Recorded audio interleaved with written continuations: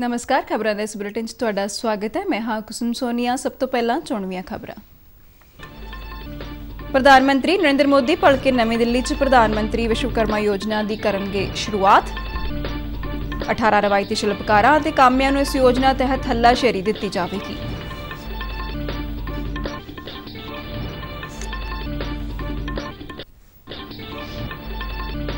भारतीय फौज की ताकत नूं वधाउण दे मंतव नाल 12 सुखोई जहाज़ां समेत 45,000 करोड़ रुपए दीआं हथियार खरीद योजनावां नूं मंजूरी।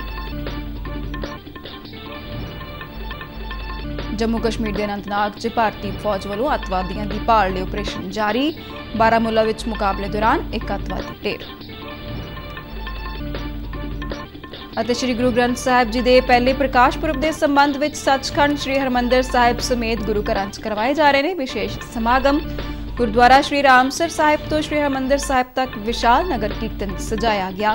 केंद्रीय गृह मंत्री अमित शाह ने श्री गुरु ग्रंथ साहिब के प्रकाश पुरब ते दित्तियां वधाइयां। ते हुण खबरां विस्तार नाल। प्रधानमंत्री नरेंद्र मोदी ऐतवार नूं विश्वकर्मा जयंती के मौके ते नवी दिल्ली के इंडिया इंटरनेशनल कन्वेंशन सेंटर च प्रधानमंत्री विश्वकर्मा योजना की शुरुआत करनगे। इसका उद्देश्य देश भर के पेंडू और शहरी खेत्रों में न सिर्फ कारीगरां और कारीगरां की आर्थिक तौर पर सहायता करना है, सगों स्थानक उत्पादां, कलावां और शिल्पकारी द्वारा सदियां पुरानी परंपरा, सभ्याचार और विभिन्न विरासत नूं जिंदा रखना और प्रफुल्लित करना भी है। प्रधानमंत्री ने कहा कि उन्होंने हमेशा परंपरागत शिल्पकारी विच लगे लोगों की मदद करने ते ध्यान दिता है। 18 रवायती कारीगरां और कामियां नूं शामिल करने वाली इस योजना का मुख्य उद्देश्य उत्पादां ते सेवावां की उपलब्धता और गुणवत्ता विच सुधार करना है। इस तो इलावा इसनूं घरेलू और ग्लोबल वैल्यू चेन नाल भी जोड़ना होवेगा।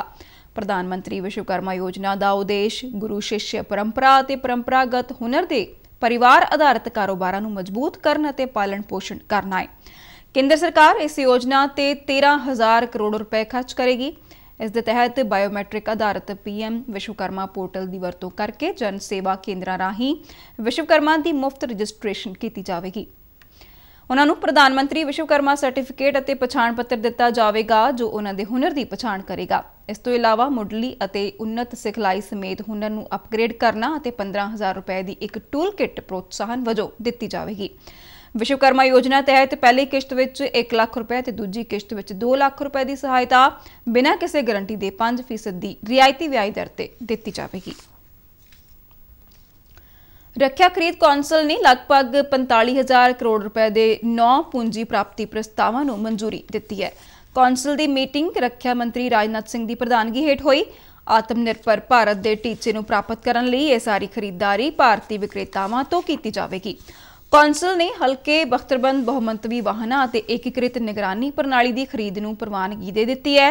इस विच तोप और रडार की तैनाती भी शामिल है। रक्षा प्राप्ति परिषद ने नेवी लई अगली पीढ़ी के सर्वेखण जहाज़ों की खरीद नूं भी मंजूरी दे दी है। स्वदेशी तौर पर विकसित छोटी दूरी की हवा तो सतह तक मार करने वाली मिसाइल ध्रुवस्त्र की खरीद नूं मंजूरी दी गई है। हिंदुस्तान एरोनॉटिक्स लिमिटेड तो संबंधित उपकरणों के नाल 12 सुखोई 30 जहाज़ों की खरीद लिए प्रवानगी दी गई। बैठक च रक्षा मंत्री राजनाथ सिंह ने कहा कि हुण तेजी नाल स्वदेशीकरण वाल वधण दा समा आ गया है। उन्होंने कहा कि स्वदेशी तौर पर डिजाइन विकसित और निर्मित प्रोजेक्टों लिए 50% स्वदेशी समग्री की सीमा नूं वधा के घट्टो घट्ट 60 तो 65% लिआंदा जाना चाहिए है। केंद्र शासित प्रदेश जम्मू कश्मीर विच कोकरनाग में चल रहे ऑपरेशन विच 3 अतवादी मारे गए। भारतीय सेना अनंतनाग जिले के कोकरनाग खेत्र विच गडोले जंगलों के पहाड़ों में एक कुदरती गुफा विच लुके अतवादियों नूं निशाना बनाउण लई ड्रोन की वरतों कर रही है। फौज ने अतवादी ठिकाने ते बंबारी की। धमाके तो बाद अतवादियों ने मौके तो भज्जण की कोशिश की। हालांकि ड्रोन चालक दल के जवानों नूं सूचित किया जिन्होंने अतवादियों ते गोलीबारी शुरू कर दी। जम्मू कश्मीर साल 2023 दौरान 48 अतवादियों नूं ढेर किया जा चुका है। दूजे पासे सुरक्षा दस्तियां ते अतवादियों विचाले बारामूला च जारी एक मुकाबले दौरान एक अतवादी मारिया गया। सेहत मंत्री डॉक्टर मनसुख मांडविया उत्तर प्रदेश के आगरा विच आयुष्मान भव अभियान के तहत अंगदान की प्रतिबद्धता की अगवाई करनगे। आयुष्मान भव मुहिम की शुरुआत बुधवार नूं राष्ट्रपति द्रौपदी मुर्मू ने की सी। इसका उद्देश्य देश के हर व्यक्ति नूं सेहत सेवावां प्रदान करना है। ਕੇਂਦਰੀ ਸਿਹਤ ਰਾਜ ਮੰਤਰੀ SP ਬਘੇਲ ਨੇ ਕਿਹਾ ਕਿ ਦੇਸ਼ ਵਿੱਚ 1 ਲੱਖ ਦੀ ਆਬਾਦੀ ਵਿੱਚੋਂ 1% ਤੋਂ ਵੀ ਘੱਟ ਅੰਗਦਾਨ ਕਰਦੇ ਨੇ। ਬਘੇਲ ਨੇ ਕਿਹਾ ਕਿ ਪ੍ਰਧਾਨ ਮੰਤਰੀ ਨਰਿੰਦਰ ਮੋਦੀ ਨੇ ਆਕਾਸ਼ਵਾਣੀ ਦੇ ਮਨ ਕੀ ਬਾਤ ਪ੍ਰੋਗਰਾਮ ਵਿੱਚ ਅੰਗਦਾਨ ਬਾਰੇ ਚਰਚਾ ਕੀਤੀ ਸੀ ਅਤੇ ਉਹਨਾਂ ਨੂੰ ਅੰਗਦਾਨ 100 ਪ੍ਰੋਗਰਾਮ ਕਰਨ ਲਈ ਪ੍ਰੇਰਿਤ ਕੀਤਾ ਸੀ। ਪ੍ਰੋਗਰਾਮ ਦੌਰਾਨ ਡਾਕਟਰ ਮਾਂਡਵੀਆ ਆਗਰਾ ਵਿੱਚ ਸਰੋਜਨੀ ਨਾਇਡੂ ਮੈਡੀਕਲ ਕਾਲਜ ਵਿੱਚ ਉੱਚ ਵਿਸ਼ੇਸ਼ ਮੈਡੀਕਲ ਇਮਾਰਤ ਦਾ ਉਦਘਾਟਨ ਕਰਨਗੇ ਅਤੇ ਅੰਗਦਾਨ ਰਜਿਸਟ੍ਰੇਸ਼ਨ ਦੀ ਸ਼ੁਰੂਆਤ ਕਰਨਗੇ। ਉਹ 23 ਏਕੀਕ੍ਰਿਤ ਜਨਤਕ ਸਿਹਤ ਪ੍ਰਯੋਗਸ਼ਾਲਾਵਾਂ ਅਤੇ 87 ਬਲਾਕ ਪੱਧਰੀ ਜਨਤਕ ਸਿਹਤ ਕੇਂਦਰਾਂ ਦਾ ਨੀਂਹ ਪੱਥਰ ਵੀ ਰੱਖਣਗੇ।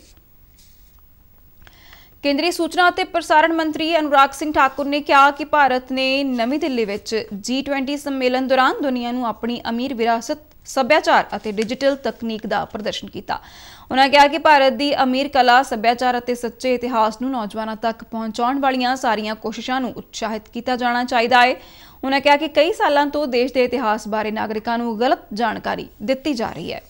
ਸ਼੍ਰੀ ਗੁਰੂ ਗ੍ਰੰਥ ਸਾਹਿਬ ਦੇ ਪਹਿਲੇ ਪ੍ਰਕਾਸ਼ ਪੁਰਬ ਦੇ ਸੰਬੰਧ ਵਿੱਚ ਸੱਚਖੰਡ ਸ਼੍ਰੀ ਹਰਿਮੰਦਰ ਸਾਹਿਬ ਸਮੇਤ ਗੁਰੂ ਕੀ ਨਗਰੀ ਅੰਮ੍ਰਿਤਸਰ 'ਚ ਵਿਸ਼ੇਸ਼ ਤਿਆਰੀਆਂ ਕੀਤੀਆਂ ਗਈਆਂ ਨੇ। ਦੇਸ਼ ਵਿਦੇਸ਼ ਤੋਂ ਲੱਖਾਂ ਸ਼ਰਧਾਲੂ ਅੱਜ ਸਵੇਰ ਤੋਂ ਹੀ ਗੁਰੂ ਘਰ 'ਚ ਨਤਮਸਤਕ ਹੋ ਕੇ ਆਸ਼ੀਰਵਾਦ ਪ੍ਰਾਪਤ ਕਰ ਰਹੇ ਨੇ।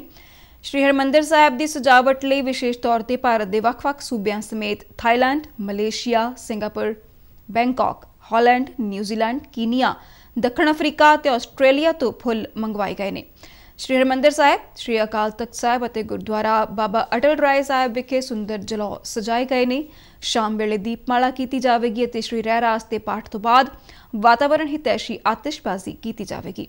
ਸ਼੍ਰੀ ਗੁਰੂ ਗ੍ਰੰਥ ਸਾਹਿਬ ਜੀ ਦੇ ਪਹਿਲੇ ਪ੍ਰਕਾਸ਼ ਪੁਰਬ ਮੌਕੇ ਗੁਰਦੁਆਰਾ ਸ਼੍ਰੀ ਰਾਮਸਰ ਸਾਹਿਬ ਤੋਂ ਸ਼੍ਰੀ ਹਰਿਮੰਦਰ ਸਾਹਿਬ ਤੱਕ ਵਿਸ਼ਾਲ ਨਗਰ ਕੀਰਤਨ ਸਜਾਇਆ ਗਿਆ। 5 ਪਿਆਰਿਆਂ ਦੀ ਅਗਵਾਈ ਅਤੇ ਸ਼੍ਰੀ ਗੁਰੂ ਗ੍ਰੰਥ ਸਾਹਿਬ ਜੀ ਦੀ ਛਤਰ ਛਾਇਆ ਹੇਠ ਸਜਾਏ ਗਏ ਇਸ ਨਗਰ ਕੀਰਤਨ ਵਿੱਚ ਸ਼੍ਰੀ ਅਕਾਲ ਤਖਤ ਸਾਹਿਬ ਦੇ ਜਥੇਦਾਰ ਅਤੇ ਸ਼੍ਰੀ ਹਰਿਮੰਦਰ ਸਾਹਿਬ ਦੇ ਮੁੱਖ ਗ੍ਰੰਥੀ ਗਿਆਨੀ ਰਘਬੀਰ ਸਿੰਘ ਤੋਂ ਇਲਾਵਾ ਵੱਡੀ ਗਿਣਤੀ 'ਚ ਧਾਰਮਿਕ ਸਭਾ ਸੁਸਾਇਟੀਆਂ ਤੇ ਸੰਗਤਾਂ ਉਤਸ਼ਾਹ ਸਹਿਤ ਸ਼ਾਮਲ ਹੋਈਆਂ। ਇਹ ਨਗਰ ਕੀਰਤਨ ਸ਼੍ਰੀ ਹਰਿਮੰਦਰ ਸਾਹਿਬ ਵਿਖੇ ਪੁੱਜ ਕੇ ਮੁਕੰਮਲ ਹੋਇਆ। ਕੇਂਦਰੀ ਗ੍ਰਹਿ ਮੰਤਰੀ ਅਮਿਤ ਸ਼ਾਹ ਨੇ ਸ਼੍ਰੀ ਗੁਰੂ ਗ੍ਰੰਥ ਸਾਹਿਬ ਜੀ ਦੇ ਪ੍ਰਕਾਸ਼ ਪੁਰਬ ਦੀਆਂ ਦੇਸ਼ ਵਾਸੀਆਂ ਨੂੰ ਵਧਾਈਆਂ ਦਿੱਤੀਆਂ ਨੇ।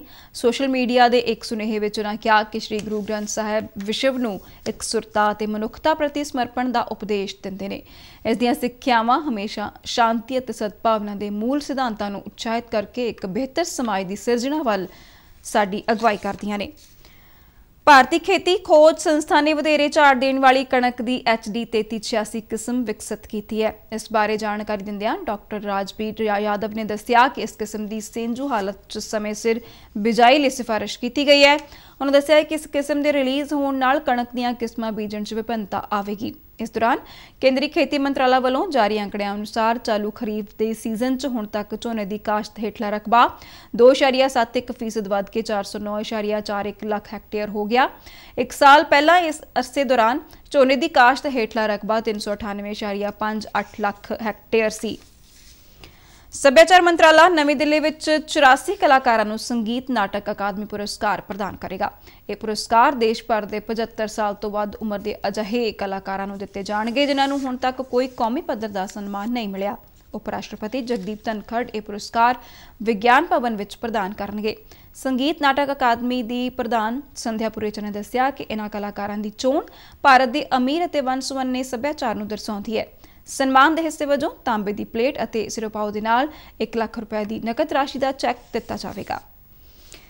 ਖਜ਼ਾਨਾ ਮੰਤਰਾਲਾ ਨੇ GST ਅਪੀਲੀ ਟ੍ਰਿਬਿਊਨਲ ਦੇ 31 ਬੈਂਚਾਂ ਨੂੰ ਨੋਟੀਫਾਈਡ ਕੀਤਾ ਹੈ ਜਿਨ੍ਹਾਂ ਦਾ ਗਠਨ ਸਾਰੇ ਸੂਬਿਆਂ ਤੇ ਕੇਂਦਰ ਸ਼ਾਸਤ ਪ੍ਰਦੇਸ਼ਾਂ ਵਿੱਚ ਹੋਵੇਗਾ। ਰਾਜ ਪੱਧਰੀ ਬੈਂਚਾਂ ਦੇ ਗਠਨ ਨਾਲ ਕਾਰੋਬਾਰੀ ਇਕਾਈਆਂ ਦੇ ਝਗੜਿਆਂ ਦਾ ਨਿਬੇੜਾ ਤੇਜ਼ੀ ਨਾਲ ਹੋ ਸਕੇਗਾ। ਇਸ ਦੇ ਨਾਲ ਹੀ ਖਬਰਾਂ ਦਾ ਬੁਲੇਟਿਨ ਖਤਮ ਹੁੰਦਾ ਹੈ। ਆਗਿਆ ਦਿਓ। ਧੰਨਵਾਦ।